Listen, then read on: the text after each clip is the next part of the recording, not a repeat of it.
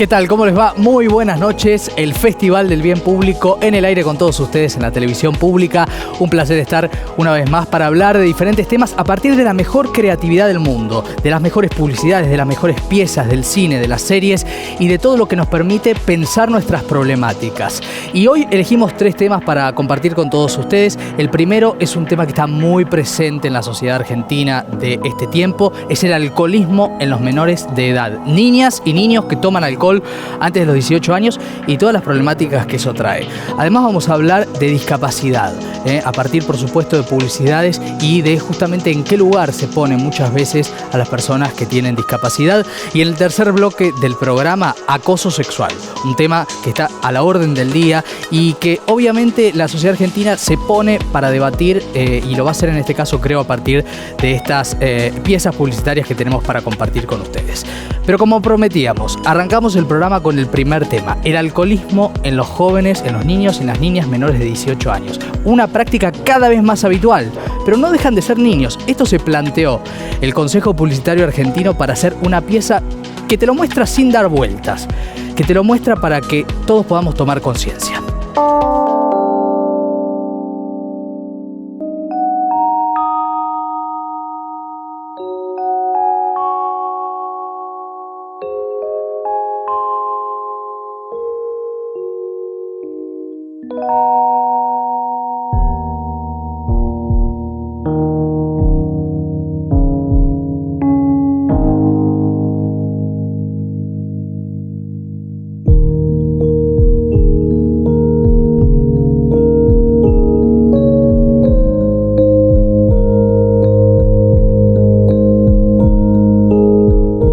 Qué tema tan fuerte para una sociedad como la nuestra, ¿no? El alcoholismo en los niños y en las niñas, tan identificable.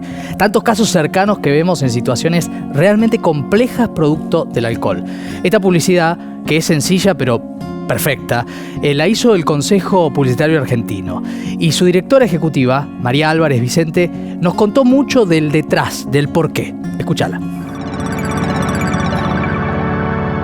La importancia es que si no hacemos suficiente comunicación y si realmente en este caso los padres, que son los que son vectores para que los chicos no lleguen al consumo de alcohol, no están al tanto de los riesgos que esto implica, es imposible frenar la problemática, ¿no?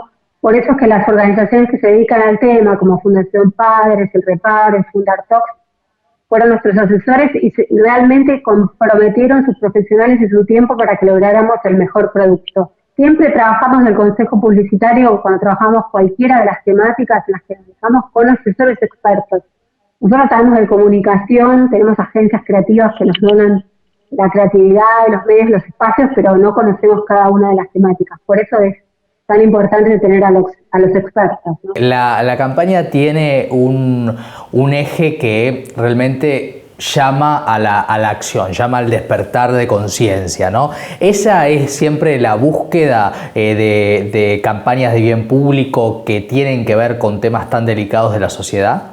Sí, totalmente, porque cada vez que tenemos una oportunidad de comunicar no podemos perder la ocasión de que la gente haga algo, sepa qué tiene que hacer para resolver el problema que nosotros estamos abordando. En este caso, por eso te decía que les hablamos a los padres, porque estamos hablando de chicos, de niños, porque esta problemática ya está comenzando a los 12 años, de adolescentes. Supone que estos niños y adolescentes no podrían acceder al alcohol si sus padres lo evitaran o intervinieran para que eso no ocurra. Por eso el mensaje está tan dirigido a ellos. Y lo que quisimos hacer fue este paralelismo entre ese bebé que tambalea y el adolescente que tambalea, ¿no? Queriendo mostrar que siguen siendo chicos, como dice la campaña, ¿no? No dejes que tome alcohol. Por ahí, digo, a los 14 años, 15, lo vemos grandotes, pero todavía son niños, son adolescentes, para la ley son menores y dependen de sus padres, que son los últimos responsables. ¿Cómo se recibió y qué pudieron recoger ustedes sobre la recepción de este spot? Mira, la recepción fue buenísima, sobre todo por parte de aquellos que están trabajando en la temática y que están preocupados, ¿no? Y sí, lo que vemos es una recepción dispar respecto de los padres. Hay muchos padres que no toman conciencia todavía del tema, ¿no? Las previas que ocurren en las casas y muchas veces son los propios padres que compran el alcohol, pensando que si compran alcohol de buena calidad protegen a sus hijos y que si las previas son en su casa los hijos están más protegidos. La realidad es que ocurren situaciones muy, muy graves de alcoholismo en jóvenes, lo que se llama volcar, como dicen ellos, en casa donde los padres no estaban o estaban durmiendo, o sea, los padres son la clave de esto. ¿Cómo se arma una campaña de estas características? Bueno, en el Consejo Publicitario lo que hacemos primero es detectar un tema que la sociedad requiera concientización, nuestra junta directiva lo selecciona, lo elige y decidimos encararlo. Lo que armamos es una comisión de trabajo entre diferentes socios del Consejo Publicitario, que son anunciantes, medios, agencias, y comenzamos sobre todo con un proceso de investigación, de realmente entender el problema, por dónde pasa, y para eso podemos luego definir cuál es la mejor estrategia de comunicación. Investigamos mucho, nos contactamos con expertos del sector privado, del sector social, con las instituciones públicas, y una vez que tenemos toda esa información podemos pasarle un brief a la agencia de publicidad, que es la que nos hace las propuestas creativas. Bueno, hay todo un ida y vuelta hasta que se llega a la etapa de producción, grabación de la pieza y a los medios.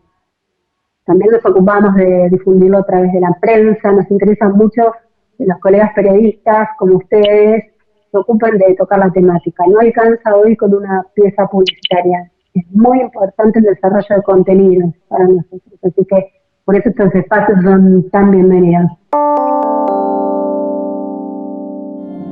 Son chicos y son chicos que toman alcohol. De eso habla este spot del Consejo Publicitario Argentino. Y ahora vamos a hablar desde la perspectiva médica. La doctora María Elena Gómez, toxicóloga del Hospital Fernández, da cuenta de la gravedad de los casos en esta situación.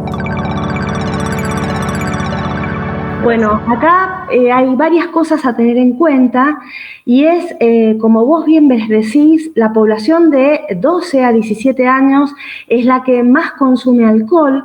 El consumo de alcohol se ha duplicado del 2010 al 2017, se ha triplicado el consumo de marihuana en esta etapa de la vida, te estoy diciendo. Se duplicó el alcohol, se triplicó la marihuana, hay una menor percepción de riesgo del consumo, se ha triplicado el consumo de cocaína, la edad de inicio de los chicos en el consumo es cada vez menor, es decir, antes hablábamos de un inicio a los 14, 15 años, estamos hablando de una edad de inicio de 11 años, el éxtasis aumentó en el consumo un 200%, en el 2010 se iniciaba a los 16 años, en el 2017 se ha visto esto a los 14 años. El consumo de alcohol es muy importante, es de 9.8 litros de alcohol puro por habitante por año. ¿Cuán acertado o desacertado, cuál es tu mirada respecto a este spot? Yo creo que es excelente, es un spot excelente, yo estoy completamente de acuerdo, porque habla de esta etapa de vulnerabilidad y de cuidar a nuestros hijos. Cuando uno es padre, es madre, y tenés el niño que es chico, que es bebé, tiene 7 años, 8, 9, 10, 13, va creciendo, ¿no? Digamos, nuestros hijos siempre van a ser nuestros hijos independientemente de la edad que tengan. Hey Dad, could we grab a few beers? Yeah, that's the harm. I see young people that are unconscious. I see their shame, their grades suffer. I see the harm alcohol does to their bodies. I see the evidence. This is long-term damage, something that the child's going to have to live with for the rest of their life. We all want to see our children reach their full potential. That's why no one should supply alcohol to under 18s. Pía Castillo es la directora de la Fundación Padres, que formó parte del armado del spot que compartimos hace un rato nada más. Y obviamente los padres son fundamentales. Los consejos que reciben los padres los pueden ayudar muchísimo y hace 17 años que desde esta fundación se viene trabajando en ese sentido. Por eso vale la pena escucharla. Mira, hay una realidad que es cierta, porque muchas veces nos dicen, bueno, ustedes son un poco idealistas pensar que los chicos no van a tomar alcohol. Es cierto, es probable que los chicos tomen. Lo que nosotros como padres debemos hacer es dar un mensaje claro. Los chicos no deben tomar alcohol antes de los 18 años y esta seguridad la tenemos que transmitir los padres. Con lo cual, si estamos presentes, si tenemos autoridad y si tenemos una mirada atenta y vemos que hay determinadas conductas que nos preocupan de nuestros hijos, debemos actuar. Entonces, si hay una conducta inadecuada, esa conducta inadecuada tiene que tener consecuencias, es decir, enseñar a los chicos a hacerse cargo de sus conductas. Y esto es justamente nuestro rol como padres y como madres, estar al lado y acompañando a nuestros hijos para que puedan tomar buenas decisiones, entendiendo que se pueden equivocar también, por supuesto. ¿Qué piensan ustedes de una práctica bastante cuestionada, pero bastante frecuente, pareciera ser al mismo tiempo, que es el armado de las denominadas previas por parte de los padres? Mira, es un gravísimo error porque lo tenemos incluso testeado con los chicos. Nosotros hacemos muchos talleres con adolescentes y este es un clásico argumento de los padres. Prefiero que tome en casa a que tome en la calle. Ahora, cuando les preguntamos a los chicos si cuando hacen previas los padres están en su casa, el 90% de los chicos nos dicen que están solos, que los padres no están. El daño producido por el alcohol antes de los 18 años se da en casa o se da en la calle. El daño es el mismo. Hay daños neurológicos, daños en el sistema nervioso central, daños en el organismo, en el hígado fundamentalmente, que se dan, tomen en casa o tomen afuera. Obviamente en la calle están expuestos a otros peligros, además del daño que se produce en el organismo. Entonces, bueno, empecemos a pensar qué nos pasa a los adultos que nos cuesta tanto decir que no a algo que sabemos ciertamente que les hace mal. Esto puede parecer muy fuerte, pero la realidad es esta: está matando a nuestros hijos. Tal vez de manera lenta, porque los resultados de estas ingestas a edades tan tempranas las vamos a ver en 10 años, cuando, como dicen algunos médicos, en 10 años no tengamos hígados sanos para trasplantar. Pero también hay daños a corto plazo y a mediano plazo. Los chicos, producto de la ingesta de alcohol a edades tempranas, se exponen a peligros gravísimos que ponen en riesgo su vida. Sexualidad desordenada, los chicos te dicen, me levanté y no sabía qué había pasado el día anterior, no se cuidan. Violencia, lo hemos visto este verano. Este verano hemos visto un tremendo episodio, si podemos llamarlo episodio, una tremenda vivencia donde vimos cómo un grupo de adolescentes mataba a otro. No solo es el caso de Fernando, es el caso de muchos chicos que todos los fines de semana se exponen a situaciones de violencia donde ponen en riesgo su propia integridad y la integridad de los demás. Entonces, bueno, ayudar a nuestros hijos a tomar decisiones, a hacerse cargo y a entender esto que a veces los padres nos cuesta ponernos a pensar: ¿por qué los chicos están tomando edades tan tempranas? ¿Qué les está pasando? ¿Qué les está faltando? ¿Qué mensaje estamos transmitiendo los adultos desde nuestro lugar de adultos por el cual nuestros hijos a edades tan tempranas se exponen a perder su vida? ¿No? Me parece que es una pregunta que los adultos deberíamos hacernos. Beber con los amigos y conducir. Nada nuevo para ti.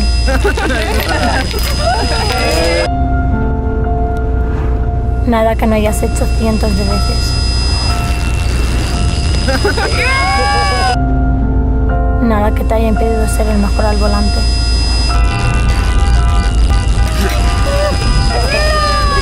En el Mario Kart, el Gran Turismo y hasta en el San Andreas. Se te da bien. Desde siempre.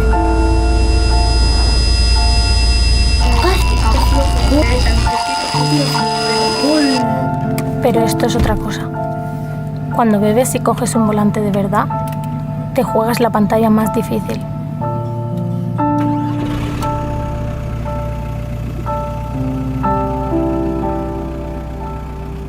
Y lo peor, solo tienes una vida y no siempre vas a poder abandonar la partida.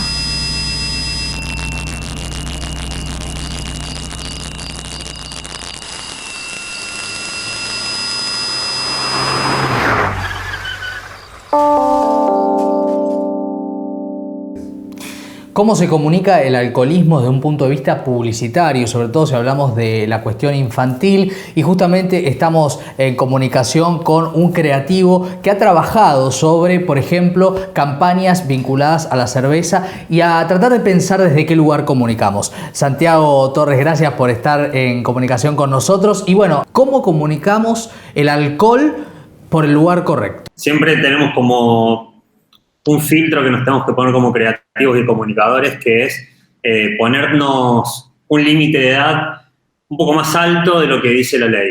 Preferimos como tener como mensajes que sean más claros para un chico de la universidad y no para un chico que está recién empezando a tener su vida nocturna, social, con amigos. Entonces el alcohol se vuelve como una manera de disfrutar la vida de otra manera. Entonces tratamos de que el mensaje sea claro y no sea ambiguo y que se interprete de una sola manera. Si tuviéramos que construir una campaña publicitaria para alertar sobre esto, sobre el alcoholismo en los jóvenes, ¿a qué sentimiento, a qué recurso apelaríamos? A ver, el recurso es una manera de contar una idea. O sea, siempre lo que termina siendo más importante es dejar en claro un mensaje. A la hora de pensar una campaña, muchas veces se cae en el golpe de efecto para que el espectador le preste atención al mensaje, pero muchas veces el mensaje termina siendo débil. Entonces, yo creo que hay que lograr como un equilibrio entre recurso y mensaje. Muchas veces el mensaje simple termina siendo mucho más potente que el recurso visual fuerte, porque eso te termina como llevando a prestarte atención, pero no me quedo con nada que me cambie como hábito. De los 3 spots que estamos presentando en el programa de hoy, ¿cuál elegirías si tuvieses que premiarlo y por qué razones? El del Consejo Publicitario Argentino me pareció, en cuestiones de mensaje, el más claro. Por una cuestión de que te deja bien concreto qué es el mensaje, que es sigue siendo un chico, entonces sigue siendo un niño. Creo que los otros dos, los que les pasa es que pecan de recurso y no terminan dejando un mensaje fuerte. Si tuviésemos que apelar a la hora de construir una campaña de bien público sobre el alcoholismo dedicada a los jóvenes, ¿hay que ir por el miedo, hay que mostrarles el riesgo o genera el efecto contrario si pensamos en los jóvenes? Lo ideal es como pensar primero desde la plataforma cuál es el mejor uso que se le hace según esa red social. Creo que eso es lo que hoy está faltando, que sea como mensajes pertinentes para los chicos, adecuados a las redes que están consumiendo. Fuerte la situación, ¿no? De los niños, de las niñas, de los adolescentes y el alcohol desde una perspectiva médica y desde la perspectiva de las razones que llevan al Consejo Publicitario Argentino, pero también a la Fundación Padres, de no dejar pasar un tema tan sensible como este. Después de la pausa les vamos a proponer hablar de discapacidad, un término que vamos a poner en duda. ¿Cómo se le llama a un discapacitado? Con testimonios realmente que son imperdibles y piezas publicitarias que nos van a hacer reflexionar a todos. Quédense, ya seguimos con el Festival del Bien Público. Según cifras oficiales, en la Argentina el 10% de la población tiene algún tipo de discapacidad. Ese es el tema de este bloque y vamos a pensar cómo llamar a una persona con discapacidad a partir de testimonios en segundos nada más. Pero además, y para arrancar este tema, vamos a viajar a España. A partir de estadísticas que indican que en España las personas con discapacidad les cuesta el doble que a otros acceder al trabajo. Buenos días, Pablo. Tu ritmo de sueño ha sido muy bueno. Te propongo una canción para este gran día. Vas muy elegante para tu entrevista. Repasa la información de la empresa, ya sabes. Sé decidido y no te olvides de sonreír. Bienvenido a nuestro proceso de selección.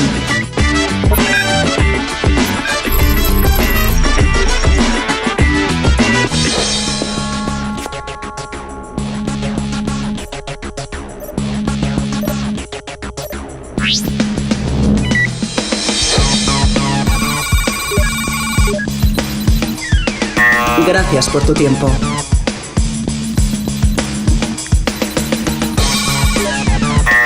Gracias por tu tiempo.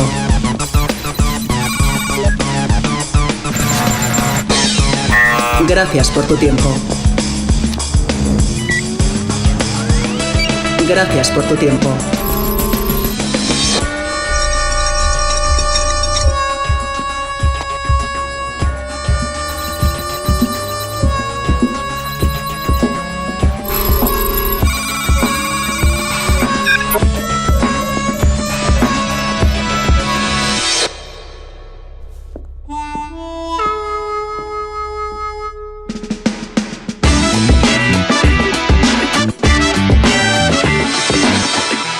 Gabriel Coppola es un atleta argentino, medalla de oro en los Juegos Paralímpicos del año pasado y es además docente y una persona que nos va a contar algo que vale mucho la pena escuchar en relación a desde qué lugar nos referimos cuando hablamos de discapacidad. No te lo pierdas. Hola Maxi, ¿cómo estás? Bueno, la verdad que esta es la gran pregunta que surge a la hora de referirnos a una persona con discapacidad. Es interesante el recorrido histórico en realidad a que refiere esta cuestión, porque la verdad que el colectivo de las personas con discapacidad ha sufrido de alguna manera cambios de paradigma en donde han cobrado mayor relevancia con el paso del tiempo y bueno, en este nuevo siglo, en pos de garantizar los derechos de todas las personas con discapacidad, tuvimos una convención que en la convención se trataron los derechos que garantizan todas las normativas que brindan oportunidades y esa convención se llama Convención de los Derechos de las Personas con Discapacidad. La manera correcta de mencionar a una persona con discapacidad es por el nombre, ¿sí?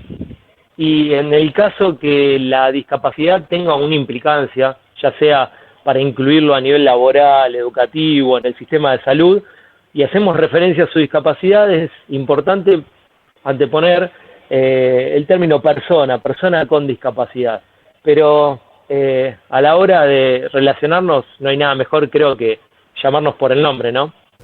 Y a propósito de la publicidad que compartíamos, que habla de las etiquetas, de los rótulos, ¿qué reflexión te merece esto de un mundo que rotula para el descarte?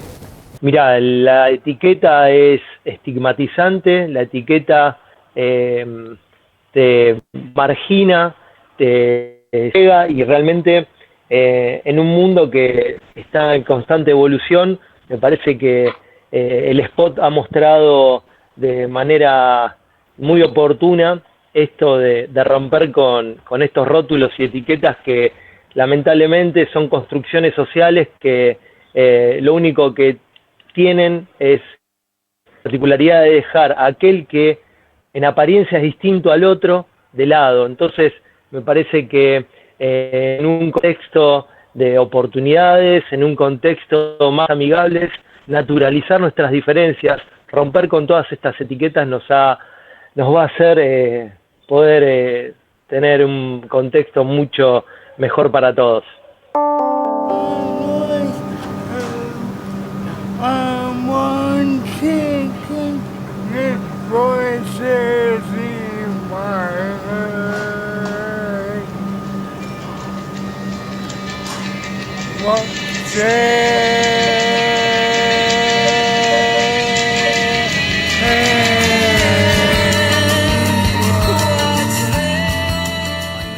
Bueno, y estamos con el licenciado Gustavo García, que es especialista en gestión de la educación, que es director de rehabilitación y reinserción social en la Colonia Nacional Dr. Manuel Montes de Oca. Gustavo, quería preguntarte, en base a tu experiencia, ¿cómo ha sido el devenir de la inclusión de las personas con discapacidad en la Argentina? ¿Cuánto fuimos progresando al respecto y cuánto falta? Mira, las construcciones sociales con respecto al tema de la discapacidad han atravesado diferentes modelos y paradigmas. En una primera instancia, el modelo es de marginación, a su vez un modelo de eugenésico, de prescindencia, eugenésico porque no tenía ningún valor social la persona y se la descartaba. Después este modelo se atenúa y cuando hablamos de marginación y prescindencia, hablamos que la persona no tenía ningún valor social y servía en aquellos momentos históricos para ¿Viste las películas donde aparece el bufón del rey, el arlequín, que realmente no es gracioso, pero digamos, las personas con discapacidad estaban asignadas para realizar ese tipo de actividad. En una segunda instancia, se ve que el problema que a la persona la lleva a tener esa discapacidad tiene que ver con una cuestión médica y se la saca de la esfera de la astronomía, de las creencias, de los castigos divinos. Ese segundo modelo se llama médico rehabilitador y las personas con discapacidad pasan a tener valor social siempre y cuando, a través de determinadas técnicas de rehabilitación y de habilitación, puedan ser acercadas a la normalidad. En estos dos modelos la persona con discapacidad no tenía voz ni voto. Claro, era una víctima total.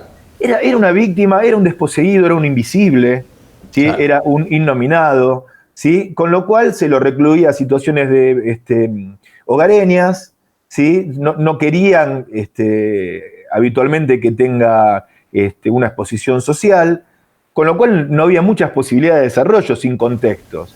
Y claro, en un segundo momento se la empieza a internar en instituciones asilares, que si bien todas tienen un objetivo y arrancan allá por el 1600, 1700, el objetivo primordial era sacar del ámbito citadino al diferente para los cánones de aquellos momentos.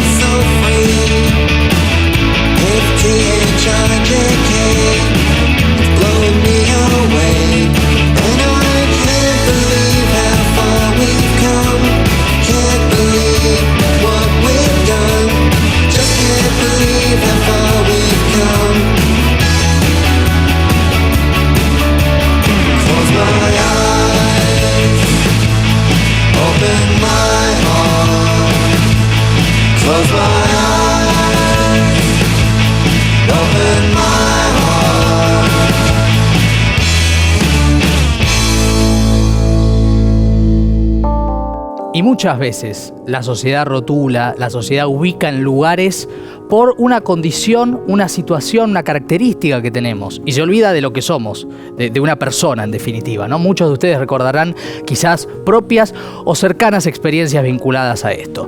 Y vamos a pensar desde qué lugar la publicidad, la creatividad puede hablar de discapacidad de mejor manera, para generar un cambio, para generar una identificación de cosas que no están funcionando en la sociedad que señala y que margina. Por eso, desde México, hablamos con un creativo argentino, Emanuel Nogueira, que se especializa en analizar este tipo de cuestiones. Generalmente cuando hablamos de lo que es discapacidad, los mensajes tienen que ser como muy bien trabajados, ¿no? Y tenemos que hablar siempre desde ejemplos positivos, donde nos lleven a un accionar de inclusión positiva, ¿no? En este caso, una de las publicidades de las cuales estamos hablando en el programa de hoy, de Fundación ADECO, habla de algo que está atravesando a la gente con discapacidad, pero atraviesa la sociedad toda, que es etiquetar, rotular. ¿Qué te parece ese spot? ¿Qué destacarías como méritos de esa publicidad? Lo que estamos viendo es una persona que posee una discapacidad y que va hacia una entrevista de trabajo. Pero el selector, justamente, emplea muchas etiquetas a la hora de discriminar a los distintos postulantes. O sea, discrimina por ser grande, discrimina por discapacidad, discrimina por ser mujer. Y lo que vemos en el spot es que el protagonista del comercial decide demostrar su amor propio y decir: yo no quiero ser discriminado, yo me retiro de este proceso de selección.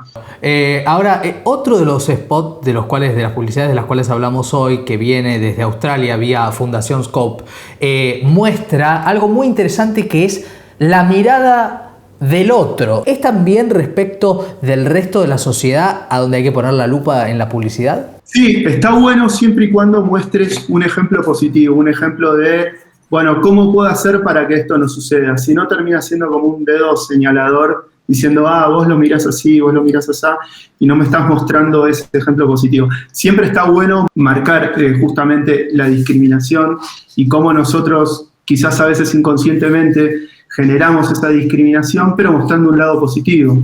Mensajes como de esos quizás pueden estar buenos, pueden estar súper positivos, pero pueden llegar a pasar de largo, tiene ese riesgo de pasar de largo si no te tocan emocionalmente. Emanuel, vos sos docente especializado en la creatividad. ¿Qué le dirías a tus alumnos respecto del sentimiento que hay que tocar? ¿Es el sentimiento del amor para hablar de la discapacidad? Sí, de comprensión, de ponerse en el lugar del otro, de lo que es la empatía, ¿no? Muchas veces nosotros observamos el mundo o generamos los mensajes viendo desde afuera y no nos ponemos dentro de los lugares de lo que realmente le sucede a esta gente.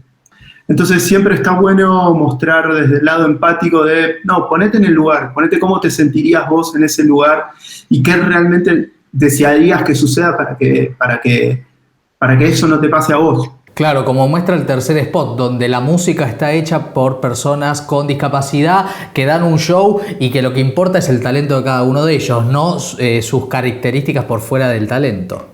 Totalmente. Ese creo que de los 3 spots creo que es el más logrado y el que mejor nos muestra ese ejemplo de integración sin ver quién está del otro lado, sino simplemente es uno más.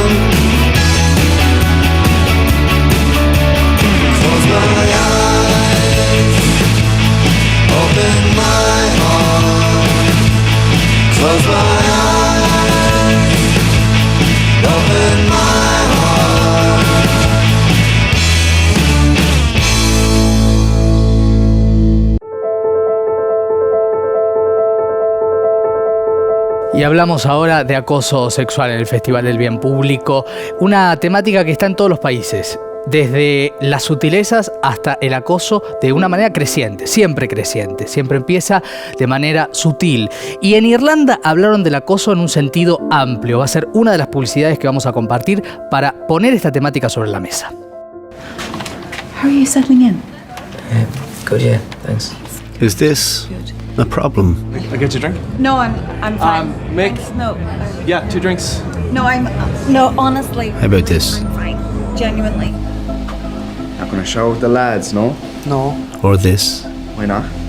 I don't want to. Are you hiding something from us? I'll give you a look.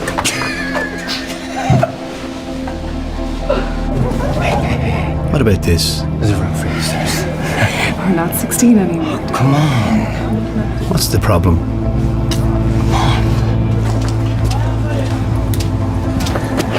Do you remember me? No. And this?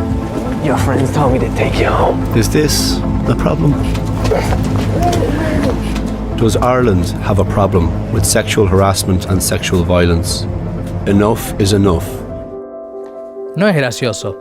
Esto que parece un chiste, una broma, algo para formar parte de un grupo y excluir a otro, acosar a otro o a otra, es un problema, está mal. Todos lo hemos visto, quizás incluso lo hemos hecho. Bueno, son cosas para cambiar. Raquel Hermida Leyenda es una de las abogadas más respetadas de nuestro país que nos cuenta cómo fue el devenir del tema del acoso sexual desde el punto de vista jurídico. ¿Qué figuras existen, qué figuras no existen y desde qué lugar se puede denunciar?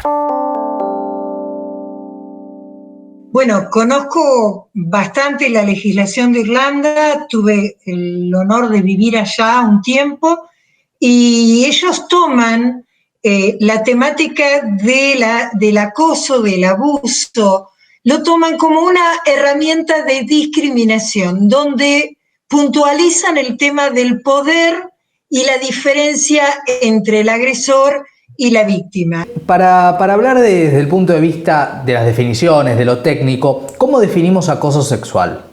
Bueno, el acoso sexual, igual que la violación, son dos palabras que en nuestro Código Penal no existen. Nuestro Código Penal, en la reforma que hace, porque recordemos que el original es de 1921, en la reforma que hace, utiliza una palabra que en latín significa usus, que es el abuso. ¿Y qué es abusar? Es usar inapropiadamente, usar sin autorización, sin consentimiento. Entonces, divide lo que es el abuso en varios distintos agravantes o situaciones, las mal llamadas simples o primarias. Entonces, tenemos en cuenta que el acoso como palabra en el código no es un delito. La diferencia entre acoso y abuso es muy simple. Es lo físico, el tocarte. En Europa y en Estados Unidos, acoso se utiliza como para abordaje, como la primera acción, digamos, mientras que en la Argentina sí te toca es abuso. Y será dividido entre abuso simple o abuso agravado, según lo dice nuestro Código Penal, a partir del artículo 119, que trata los delitos contra la integridad sexual. Quiere decir que tocarme o tocarte está prohibido sin tu autorización, y que cualquiera sea el grado de delito, es un delito, y por lo tanto está en el Código Penal y radica en los que nosotros llamamos crímenes. El movimiento feminista empezó a disiparse y a crecer y a tomar fuerza en los últimos años, nuevamente a partir del Me Too, esa perspectiva de género que nació en los Estados Unidos a partir de diferentes delitos sexuales. Nos lo cuenta desde Nueva York una periodista argentina, Malén Denis, con grandes aspectos a tener en cuenta. Yo creo que primero hay que poner un poco en perspectiva lo que pasó previo a la explosión en Hollywood, porque el término Me Too en realidad no es un término que haya inventado Alyssa Milano, que fue la primera en usarlo públicamente en este momento que estamos hablando del 2017. El término en realidad había sido usado primero por Tarana Burke, que es una activista del Bronx. Ella lo empezó a usar en el 2006 y su objetivo era el de promover el empoderamiento a través de la empatía. Tarana es la fundadora de la organización sin fines de lucro Me Too, que se dedica a ayudar a las sobrevivientes de violencia sexual y particularmente a las niñas y a las mujeres negras de color y mujeres pobres. Si bien es importante la visibilización que se dio desde el espectáculo, es también necesario entender que esto no fue una esfera única en la cual sucedió, sino que estamos hablando de evidenciar un problema sistémico. En el 2017, el término fue popularizado por la actriz Alyssa Milano, que mencioné previamente, en Twitter. El impacto social de esto fue enorme, no solo en los Estados Unidos, sino que fue trending topic en 85 países, básicamente. El hecho de que una figura pública de repente esté hablando de estos temas abrió la puerta para que muchas otras personas lo hicieran. Entonces, un montón de actrices empezaron a manifestarse y a contar las experiencias que les habían sucedido. Sin negar la importancia del movimiento Me Too y todo el impacto que tuvo socialmente hablando, me parece que hay que pensar también que no todas las personas, no todas las mujeres, tanto cis como trans, enfrentan las mismas dificultades a la hora de hablar de lo que les pasa. Hay cosas que son definitivamente actos de violencia sexual y está mal que les haya pasado a esas mujeres ricas como les pasa a las mujeres pobres, pero no están en la misma posición las mujeres que tienen mucho poder respecto de las mujeres que no lo tienen y que encima, además de ser víctimas de violencia sexual, son víctimas de violencia económica. Y desde los Estados Unidos pasamos a Francia, un país donde hubo mucha polémica con figuras muy populares en torno al tema del acoso sexual. Esto nos dice la colega argentina Jazmín Bronstein. Bueno, es interesante porque se ve claramente que todos los lugares del mundo comparten lo mismo, que es el patriarcado, el machismo, digo, no es novedad. En Francia el tema del acoso sexual es muy importante, diría que hoy es uno de los temas centrales incluso del feminismo francés. Se vio en la marcha del 8M en París, incluso esta última marcha, casi todos los carteles hablaban de acoso sexual. ¿Cómo está el debate y el avance respecto a frenar el acoso en Francia y lo que nos puedas contar también del resto de Europa? Es interesante lo que pasa en Francia porque el famoso Me Too francés empieza en el 2017 y con una periodista que curiosamente es francesa pero vive en Nueva York. Lanzó un tweet en 2017 invitando a las otras mujeres a denunciar a sus acosadores. El hashtag era Balance ton porc, que sería como denuncia a tu acosador. Y ella también lanzó un tweet hablando directamente de la persona que la había acosado. Esta misma periodista, que se llama Sandra Müller, fue acusada el año pasado, en 2019, por difamación y ahora carga con un juicio de pagar 20.000 euros al hombre que la había acosado. O sea que en Francia vemos directamente un caso donde se culpabiliza a la mujer que se animó a hablar. Falta mucho camino por andar en lo que se refiere a la justicia y los casos de acoso y de abuso sexual. Esta publicidad muestra el acoso de una manera que vale la pena ver. Wow, that is a beautiful cake. Did you make it? I did. We're just getting ready to roll it out. It looks so delicious. Thank you. It was actually my idea to match the icing with the piping on the groom's pants. My cake! Shh! You do know there's a reception going on right now. Why would you do this? Oh, come on. You knew what you were doing. You were the one that made it so tempting. Tahitian vanilla icing and pretty little flowers. It's like you were begging me to taste it. You had no right to touch that. Oh my God. And now you're making me out to be the bad guy? Okay. Is this your caterer?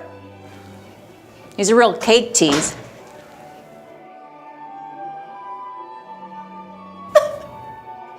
What a special day.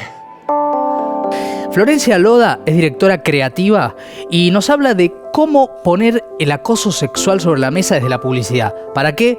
Para que todo cambie. El de Irlanda tiene un poco, si bien el foco obviamente es en el acoso a la mujer, tiene un poquito de acoso laboral, tiene una escena como que habla más del acoso laboral, tiene una escena quizás también del bullying, ¿no? Como que mezcla varias temáticas, en sí todo forma gran parte del acoso. A mí la verdad que ese comercial me hizo sentir como muy representada, creo que los ejemplos justamente generan empatía. Y lo que más me gustó es que genera incomodidad, digo, que es incomodidad porque son situaciones que como mujer claramente las he vivido o alguna amiga la vivió. Me encantaría también que esa incomodidad llegue a los hombres y decir, bueno, así como incomoda a la mujer esa situación, que el hombre también se vea representado y diga, che, esto me incomoda y esto está mal. O sea, poderlo ver como también como protagonista, ¿no? Hacer el clic y decir, che, esto no está bueno, verlo como desde afuera. En ese sentido, la publicidad de It's on Us es como una metáfora perfecta, ¿no? Bueno, en esa dije, ¿what? Es como, no me lo esperaba y creo que eso también es lo que esperamos a veces de los comerciales, como que te genera un impacto que de repente pasa algo que no te esperabas, ¿no? My cake. Por otro lado, quizás me hizo ruido decir, estás comparando el hecho de atacar a una mujer con atacar una torta, ¿no? Como que eso quizás es medio raro, pero si tomamos que está representado, es un comercial más dirigido a hombres, me parece que hay algo que decía como esta es la excusa que usa un hombre para acosar de una mujer y lo comparás con lo mismo que hizo la mina al comer la torta.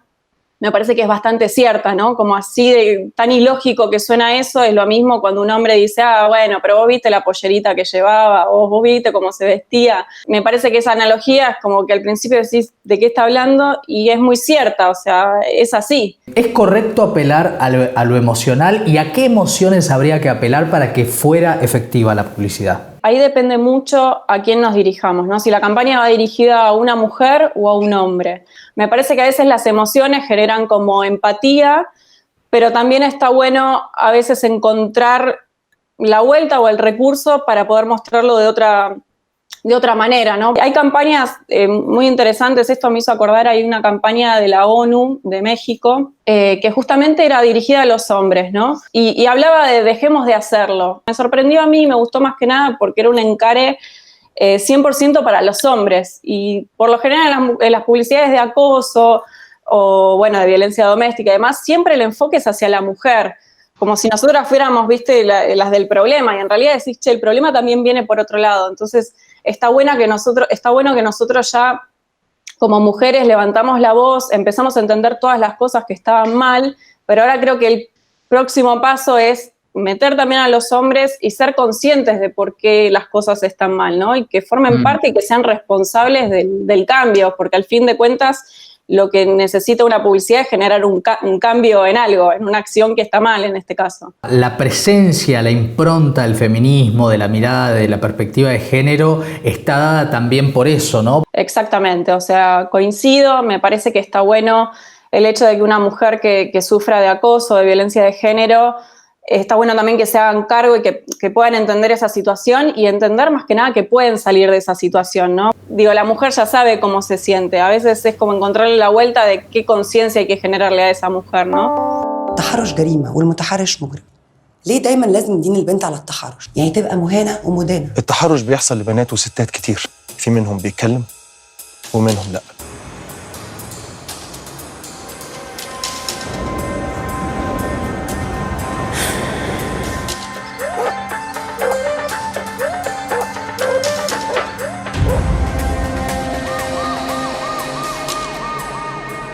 لو فاكر ان التحرش مش بيضرك تبقى غلطان. جريمة التحرش هي جريمة ضد المجتمع، مش ضد البنت بس.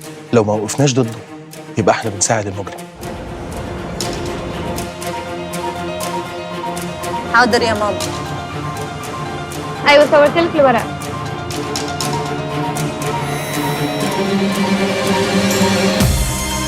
ايه حيوان؟ احترم نفسك. محاسبة المتحرش واجب على كل واحد فينا، ما تسكتش، وقف معاها مش ضدها. لو انت ضد التحرش شير الفيديو. Intenso, un programa que invita a pensar. Eso es el Festival del Bien Público. Hoy desde el alcoholismo en los niños y niñas, desde la discapacidad, desde el acoso sexual, temáticas atravesadas por la creatividad. Y esa creatividad desde la comunicación, desde la publicidad, desde maneras para pensar lo que nos pasa. La semana que viene volvemos a pensar desde la creatividad, desde las piezas publicitarias con todos ustedes. Chau.